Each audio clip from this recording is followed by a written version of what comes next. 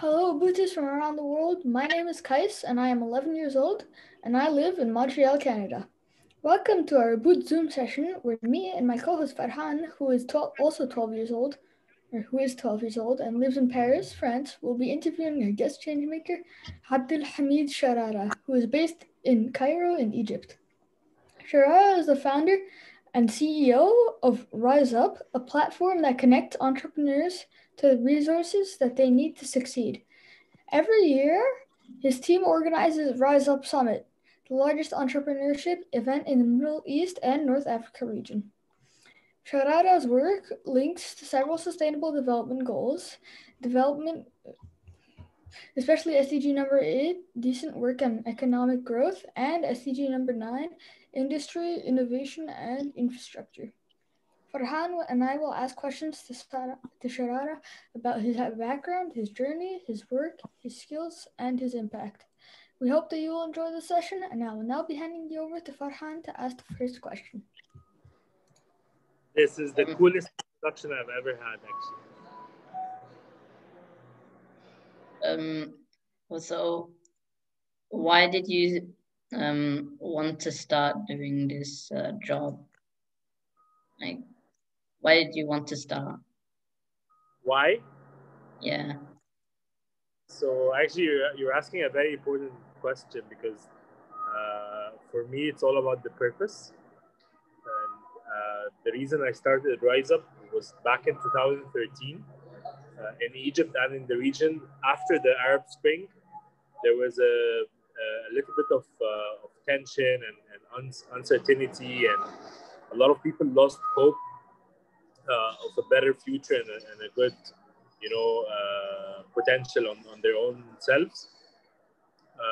And at the same time, there was a very big rise in the number of entrepreneurs and the number of startups that need support, and people who are dreamers and change makers and innovators, but they lacked an ecosystem or a support system that would help them translate the ideas that they have into sustainable businesses, especially in such period of history. So the reason behind RiseUp was, to bridge that gap and to connect startups with the most relevant resources that will help them scale.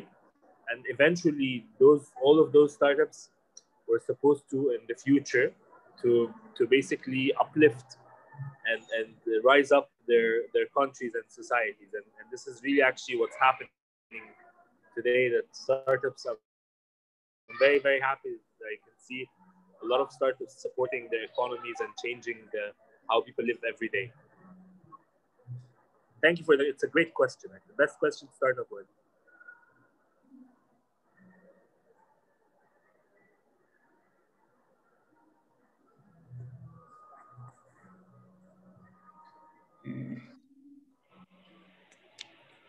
Do you have any other questions, or is there a lack of voice?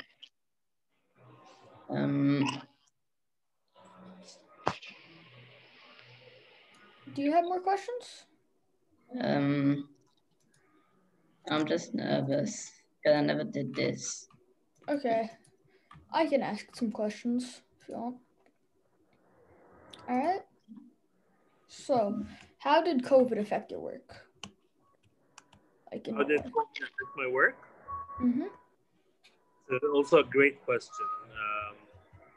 So our business is about physical meeting of people, right? Events are all about face-to-face human connection. It's about seeing and touching each other and connecting and exchanging business cards and networking. And the very first industry that was affected by COVID was actually events. So last year we did our event completely or entirely online, and it used to happen offline every year in venues in downtown Cairo. But for the first time, we do it online on a platform similar to Zoom. It was actually an Egyptian startup developed that platform. So it took our offline business to online. That's one side. The other side, we started thinking more efficiently. We had a very big team, and I think we didn't need that much of people back then or today. So we're doing so. And number three is we're thinking of how the future we can digitize more and more our business and make it online more. All right. So what is your favorite startup in that you've had in your events? My favorite startup? That's a very hard question. My favorite startup is called the Doodle Factory, and the Doodle Factory is an impact-driven fashion company. All what they do is they source designs from the drawings and images of mostly drawings actually of marginalized children. So children who are facing problems, either health problems or poverty problems or access to education, and they take those children to art sessions and they teach them how to draw, and then they take the drawings and turn them into fashion. So the patterns on the fashion is driven from the drawings that those children in need actually have drawn. And then after they sell the fashion, they give back quite a good amount of money to those children to help them, throughout their challenges. Okay. So what is a big moment of success you had in your work? What is what? Sorry? Like a big moment of success that you had doing RiseUp. The big moment of success in life or in career? Career, in your work. In work, right? The biggest moment of success. So I have two ones actually. They're I'm proud of the most.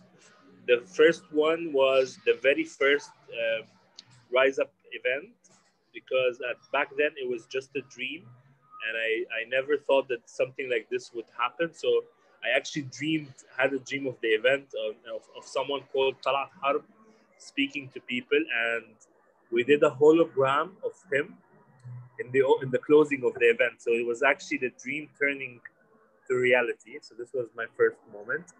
The second moment was when we started last year, actually 2019, end of 2019, we did the event on the pyramids. So it was one of my big dreams to move the venue to the pyramids and have the event happening at this very, important location. Okay, Farhaan, do you have any more questions? Yes. All right. So is it hard doing the work you do? Is it hard? Yeah. It's hard on many levels. So I think the most important or the hardest part is the mental level. So because my work involves a lot of stress, it could easily harm my mental health and my mental wellness. So I try to do a lot of sports, and I try to sleep a lot, and I try to have a lot of social engagement and activities to keep myself away from negativity and from depression and things like that, because working a lot under pressure could cause something like this. So I think that this is the biggest or the hardest part. The other part is because we're doing something new, and not necessarily that our entire society and economy understands entrepreneurship, or at least when we started, there was a very, very small or little understanding of what we do. So we had to try to convince an entire society of something that they don't understand, which was a very hard job, and we worked a lot to make that happen. So I guess it's hard, yeah. Okay, so who inspires you the most? I have a lot of people who inspire me. So you can name a few. Huh? It doesn't have to be all of them. Examples? Yeah. Examples. So first of all, my dad, who passed away 10 years ago, was one of my main sources of inspiration, because he was a very hardworking but yet and very successful man, but yet very humble and kind. This was one of the sources of inspiration for me. The name I mentioned, Talat Harb, the economist who built 100 years ago in Egypt and the Middle East the very first bank. was one of my inspirations and still. So the women in my family, my mom, my wife, and my sister, especially my mom and my wife.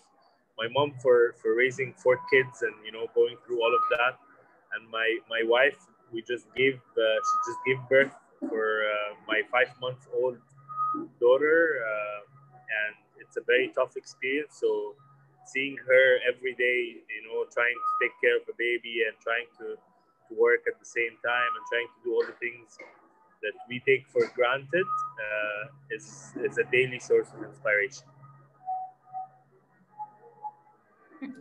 Okay, what's your favorite thing, of your work? What's your favorite part of your work? My favorite what? Part of your work, in your work. Your favorite thing in your work. Work?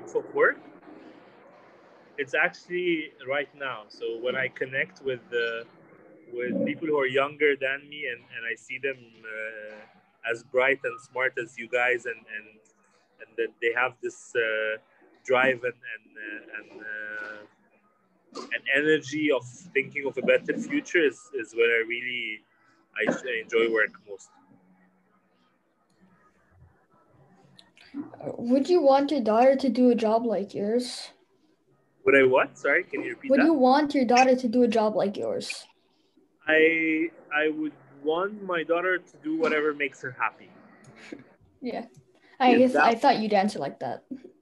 Yeah, I think being happy in life is a key thing, and I don't believe that that someone has to be like the parents, or everyone has their own path, and they can select whatever they want. If that was the same thing, then be it. If not, I'll just love her, and I want her to be happy all the time.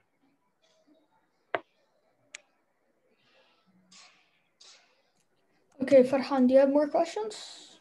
Or Yes. all right, let's go. How does your company? How does it help the world? How does it help the world? How much does it affect it? How much does it affect it? So we are a platform, and the way we help the world is that we help inspire others, and we connect them to resources. I think our change, or the change we made to the world, or how we help the world, is an indirect change because we work with thousands of startups and entrepreneurs, and by showcasing hope and availing sources of inspiration, I think we help the world in a very intangible way, because I believe that hope and positivity is one of the key things people live for. So it's very hard to quantify how we help the world, but I feel we help the world through others. It's a great question, actually. I need to think more about it as well.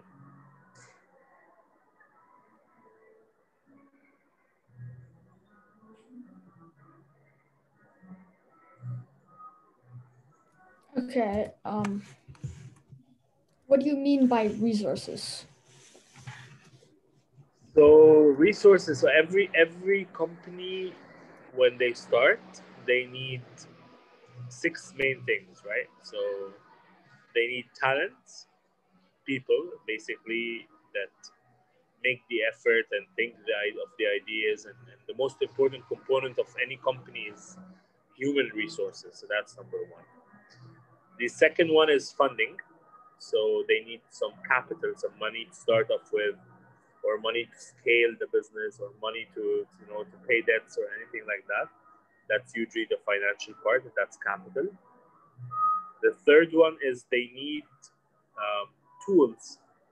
So especially right now in this technology-driven era, startups need a lot of tools, right? Like what we're using now to connect, right? Zoom is one way, but there are tools like Gmail or mail tools, and there are tools for marketing, there are tools for accounting and finance, there are tools for even scheduling meetings, there are tools for project planning. There are tons of tools that companies now uses, so we help them access that, and this is number 3. Number 4 is usually services, and by services I mean, PR, public relations, media services, accounting services, design services, anything that the company usually outsources or doesn't have within its current talent it's called a service. So the companies need that. That's number 4.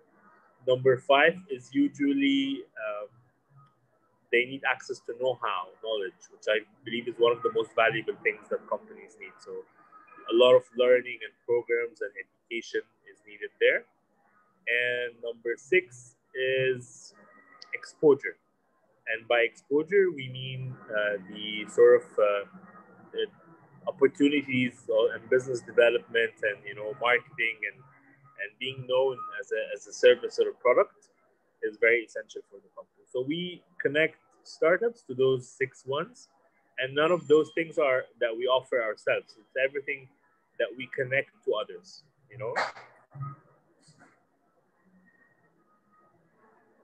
All right. What does your workplace look like? Can you repeat that again? Sorry. What does your workplace look like? Oh, that's a very cool. So we had for the past 7 years an office in a place called the Greek campus, which was an old university that was renovated into a big co-working space or a large hub. But when the company grew, we took an office in a bigger town, in a bigger place, bigger office. And it's very simple. We use simple architecture. We use simple design and minimal design, actually, minimalist design. And it's a very collaborative workspace. We have a lot of whiteboards for brainstorming and a lot of rooms for meetings. So it's more like a small mini co-working space of ourselves. Farhaan, do you have more questions? Yes. How much do you enjoy your work? I love it. I just love it. It's very joyful for me. Something I think that's a big part of why I'm continuing to do it, is that I really love my work. Who helped you start up your business? Who helped me start my business? Yeah. Actually, a lot of people. So I think one of the most important things that any entrepreneur or any startup need to have at the beginning is mentorship and coaching. So at the beginning, I never thought that I would have all the skills necessary to build my startup. So I went and referred to a lot of mentors and coaches. Some of them helped me in the field of business development. Some helped me in the field of, or the space of access to investors. Some others helped me even work on myself, right? On my character and my the way I do business in general. So a lot of mentors helped me, and a lot of friends, and my family helped me as well. My mom even lent me some money, very small money at the beginning. So I think I was very, very lucky, and up until now, I'm extremely lucky and humble that I get a lot of help and support, because without that help and support, a young man like myself would never succeed.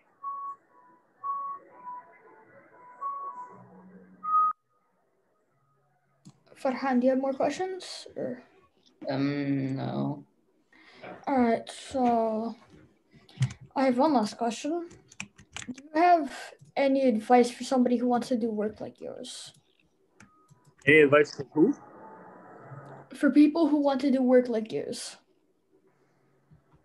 I think they have to. So my advice is, don't start a startup unless you're willing to do the following, right? Unless you're willing to dedicate yourself to the startup, unless you're willing to basically bear with all the pressure, unless you're willing to work with people on a daily basis, unless you are seeing a proper opportunity and you believe that you can mobilize resources to make a business out of that opportunity, Otherwise, my advice is don't start a startup. So those are the conditions that I see are very important for someone to start a startup. And my advice is not to attempt starting a startup unless you have the potential. Some of those things could be not available today, but if you have the potential for them, then you can go for it. But if you feel that the potential is not there and you're not willing to put the effort, that's not the right direction. Okay, I just thought of another question. Please. Can a kid start a startup? Can a kid start a startup? That's a very hard question. In factual, yes, they can. I don't know about the legalities of Canada, but it depends really on where you are from a legal perspective. So that's legally and factually. Would they succeed or not? Right now, the odds are not in favor with people who don't have much experience in business.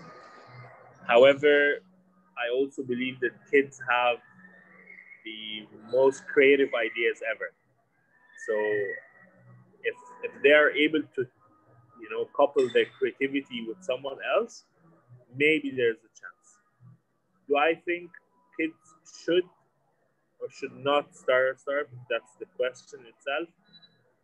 In general, I don't think a proper startup is the option, but I think interning in a startup, having an internship at a startup, shadowing one of the entrepreneurs, helping out with ideas at some point, things like that, or building a product, which is not necessarily a startup, right? You can build software, you can build a very cool game, you can build a very cool app, you can build a very cool hardware, but not necessarily taking it to a startup and then becoming a company if you're probably below 18. But again, every rule has its, what did they call it? It's outlier. Mm-hmm. All right, so unless Farhaan, you've thought of another question? Yeah, I thought about another question. So in 10 years, what would you like to achieve with your company? With my company, I would like to see RiseUp as the main platform to support startups and the startup ecosystem across the globe. So I wish that it's not just in the Middle East and the Arab world. I wish to see it everywhere else in the world. All right. So I'm gonna end it here. So thank you, Abootis, for listening to this interview. And thank you, Sharara and Farhaan, for the great discussion and for all the things that we learned today. And make sure to follow us on Instagram and Twitter and to subscribe to our YouTube channel so you can hear about upcoming sessions with other changemakers. Please also tell your friends about Oboot and share social media links with them. And last but not least, go to www.oboot.co to learn about opportunities to collect digital badges and help us draw down carbon. Thank you so much, guys. I really love the questions. They're incredible. Thank you so much. Thank you.